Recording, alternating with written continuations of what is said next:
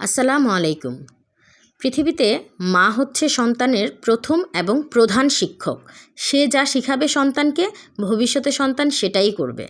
এখানে সন্তানকে তার মা খাওয়া শেখাচ্ছিল, আর ওইদিকে আমি বাচ্চাদের পরীক্ষা দিতে যাওয়ার আগে নাস্তা রেডি করে ওদেরকে খাইয়ে দিচ্ছিলাম। এই তো ওদের বিদায় দিয়ে নিজেও একটু নাস্তা করে নিলাম। আর এখানে আজকে আমি ডিম সিদ্ধ করে নিয়েছি, কারণ সকালে এমন অবস্থা থাকে আমাদের চুলার আগুনের, কোনো কিছুই প্ল্যান করে করা যাচ্ছে না।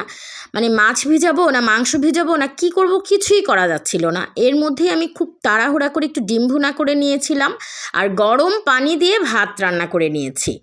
খুবই কষ্ট হয়েছে রান্না করতে, কিন্তু কিছু করার নেই, বাচ্চাদেরকে তো খাওয়াতেই হবে। তো এই তো চলে গেলাম স্কুলে, মেয়ের পরীক্ষা প্রায় শেষ পর্যায়ে।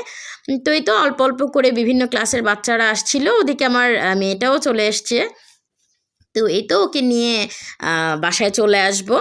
আর তাছাড়া ওদের কিছু প্রবলেমের কারণে ওদের ক্লাস পার্টিটা যেটা সেটা সবসময় পরীক্ষার আগে হয়, কিন্তু এবার পরীক্ষার পরে হচ্ছে।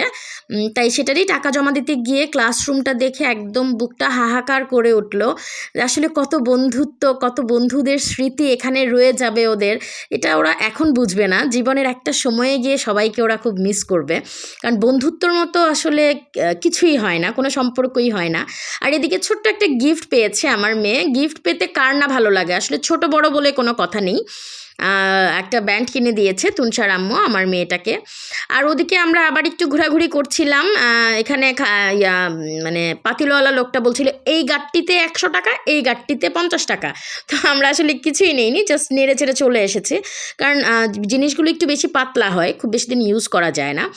আর ওদিকে নার্সারিতে গিয়ে ঘোরাঘুরি শুরু করলাম। গোলাপ যেন আমাকে দেখে পুরাই আমার প্রেমে পড়ে গেছে, গোলাপ না আমি গোলাপের প্রেমে পড়ে গেছি আমি জানি না।